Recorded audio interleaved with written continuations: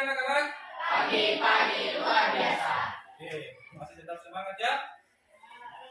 Sebelum kita mulai proses pembelajaran pada pagi hari ini, maka tentunya langkah pertama yang harus kita lakukan dari segala bentuk aktivitas kita yaitu harus berdoa. Untuk itu, saya persilakan kepada ketua kelas untuk memimpin doa pada kesempatan kali ini. Silakan ketua kelas.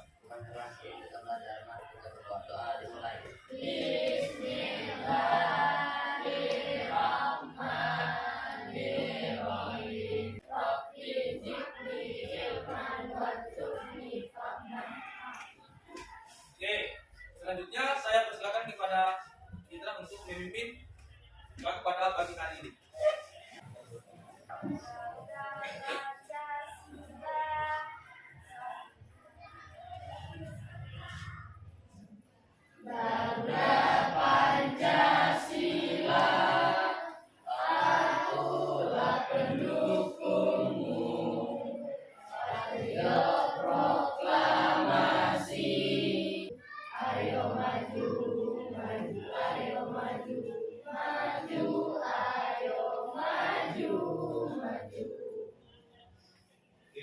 Silakan duduk kembali. Oke, sebelum kita lanjutkan proses pembelajaran, terlebih dahulu saya presentasi dulu untuk terlebih dahulu. Apakah ada yang tidak hadir pada pagi hari ini? Berapa orang yang tidak hadir? Berapa orang ya? Keterangannya? Sakit. Sebelum kita lanjut pada materi, Bapak ingin bertanya kepada kalian, siapa yang masih ingat materi kita yang minggu lalu? Angkat tangan. Nah, silakan.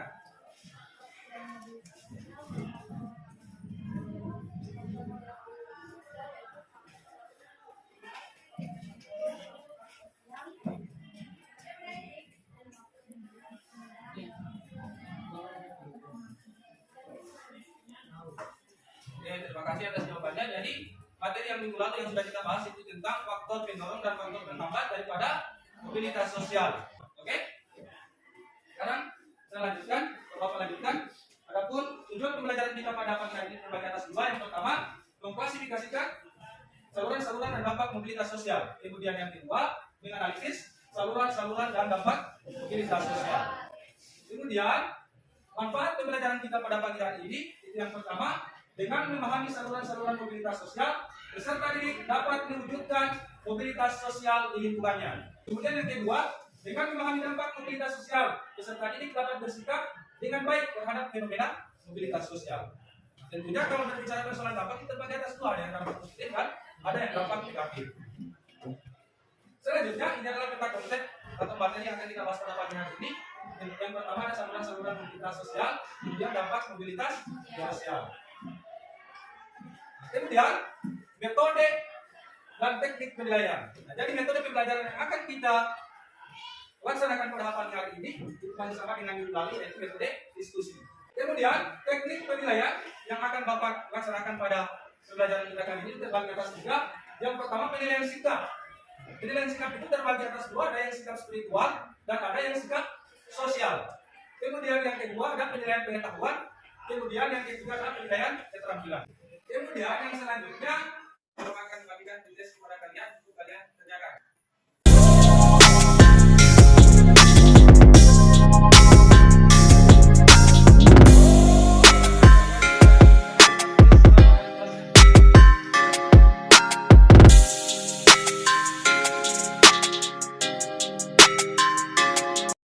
Kemudian yang selanjutnya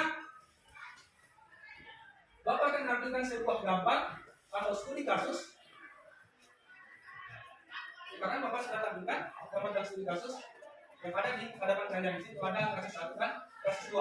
Kemudian masih ada studi kasus yang kemudian sudah Bapak persiapkan nanti. Masih kurang? Apakah ada yang ingin bertanya setelah kalian amati kedua gambar di atas? Silakan. Dari beberapa langkah dari studi kasus yang dilakukan, mana yang termasuk saluran-saluran dampak Dari kedua gambar atau dari beberapa gambar atau publikasi pertanyaan yang mana yang termasuk saluran-saluran mobilitas sosial dan mana yang termasuk dampak-dampak daripada mobilitas sosial. Jadi itulah yang akan menjadi bahan kajian pada pagi hari ini melalui metode diskusi kelompok untuk kemudian menyelesaikan dan beberapa gambar dan studi kasus yang Bapak akan berikan kepada kalian. Oke? Jadi setelah kalian amati, setelah kalian analisis, maka kalian dengan sendirinya akan mengetahui yang mana yang termasuk saluran-saluran mobilitas sosial dan mana yang termasuk dampak daripada mobilitas sosial itu sendiri. Oke? Jadi Bapak harapkan pada saat kalian diskusi, kalian betul-betul menyelesaikan setiap masalah atau problem yang Bapak berikan kepada kalian. Untuk itu, saya persilakan kepada kalian untuk duduk sesuai dengan kelompoknya.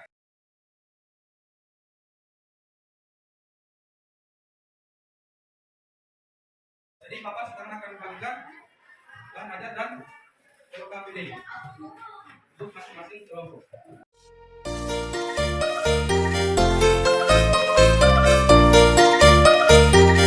Sekarang silakan kalian berdiskusi untuk menyelesaikan masalah atau problem yang Bapak berikan di LKPD kalian masing-masing.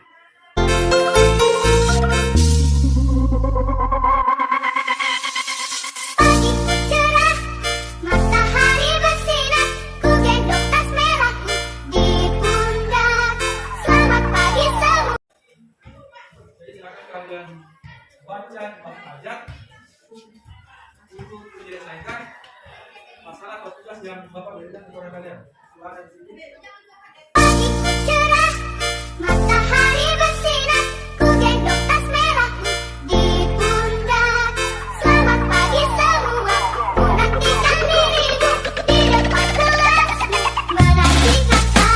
Jadi kamu tulis kasih rapi, tapi kamu tulis bagus-bagus supaya kamu bisa baca dengan baik.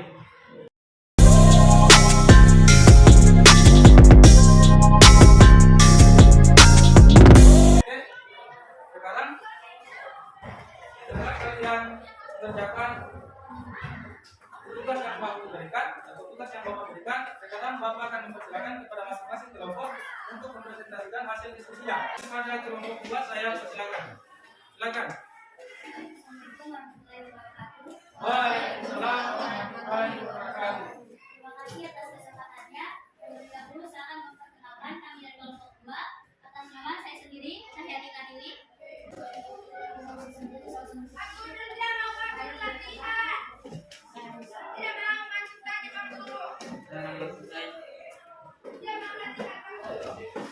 Ini ada beberapa pertanyaan yang diberikan oleh Pak Kohar. Yang pertama, apa bentuk mobilitas sosial yang dialami Raini? Bentuk mobilitas vertikal ke atas yang dialami oleh Raini. Yang kedua, apa saluran mobilitas sosial yang digunakan Raini? Saluran mobilitas sosial yang digunakan Raini adalah saluran pendidikan. Yang ketiga, jelaskan kiat sukses yang dilakukan Raini untuk melakukan mobilitas sosial. Kiat suksesnya yaitu Raini bekerja keras menjadi tukang becak dan kepercayaan Raini sampai bisa membuktikan keunggulan dan prestasinya serta dukungan ayah Raini yang selalu mendukung anaknya agar tetap semangat meraih cita-citanya. Yang keempat, analisislah dampak mobilitas sosial yang dilakukan Raini bagi dirinya sendiri dan keluarganya. Dampak yang dilakukan Raini bagi dirinya sendiri dan keluarganya adalah dampak positif. Dampak positif bagi dirinya sendiri bisa meraih cita-citanya, mendapat pendidikan yang bagus. Bagi keluarganya, dia bisa mengangkat derajat dan martabat keluarganya. Yang kelima, upaya apa yang bisa kalian lakukan agar kalian bisa mempertahankan, meningkatkan sosial climbing yang dilakukan seperti kisah di atas. Kami akan seperti Raini, yaitu tidak gampang minder, tetap percaya diri dan tetap fokus pada pendidikannya.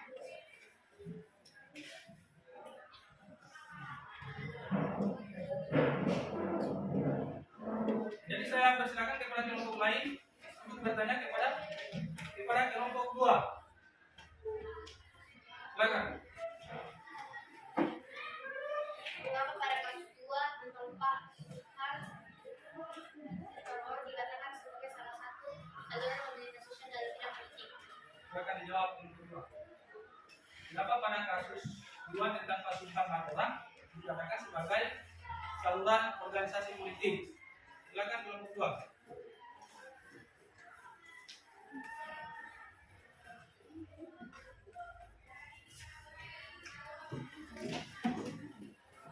Memang saya kami dari kelompok 3 karena dengan adanya organisasi politik maksimal bisa mendapatkan kebiasaan anggota DPRD dan pada akhirnya terpilih sehingga merubah status sosialnya.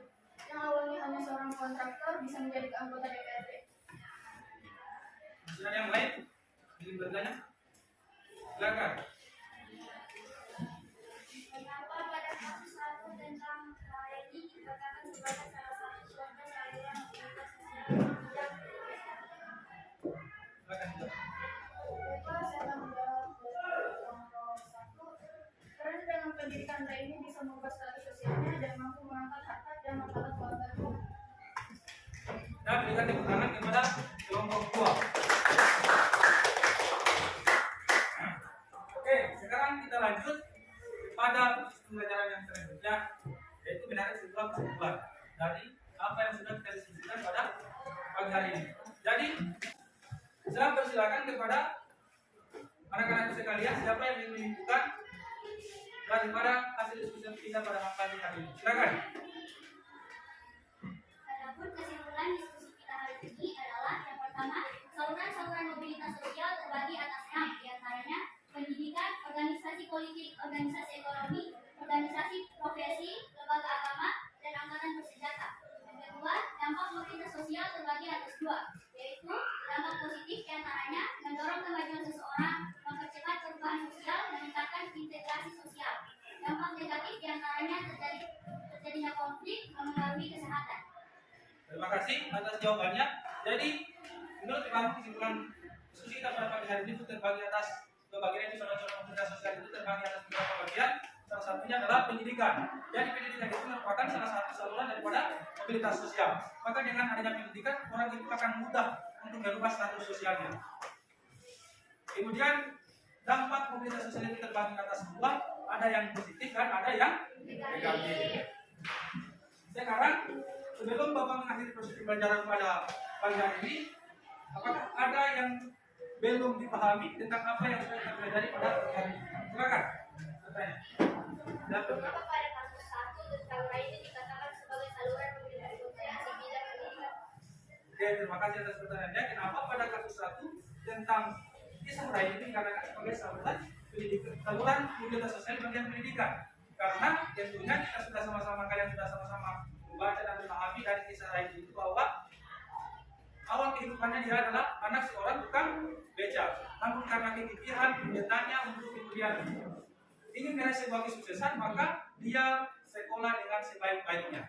Jadi saluran mobilitas sosial yang digunakan adalah pendidikan. Maka dengan pendidikan itu Raini itu bisa berubah status sosialnya sehingga dia bisa mengangkat harkat dan martabat keluarganya. Oke, sekarang Bapak akan memberikan penilaian kepada kalian dari beberapa kelompok yang sudah tampil, siapa yang Bapak anggap paling baik di antara yang terbaik. Jadi kalau menurut pengamatan Bapak, hasil diskusi kita pada pagi hari ini, kalau menurut saya dari diskusi kelompok yang sudah kalian laksanakan, yang saya anggap baik itu kelompok 2. Berikan tepuk tangan kepada kelompok 2. Anggapnya berapa? Di pertemuan berikutnya mungkin kelompok 1 dan kelompok 3. Terima kasih kepada kelompok 2 yang sudah dilaksanakan tugasnya dengan baik. Selanjutnya, Bapak akan membagikan proses untuk kalian kerjakan.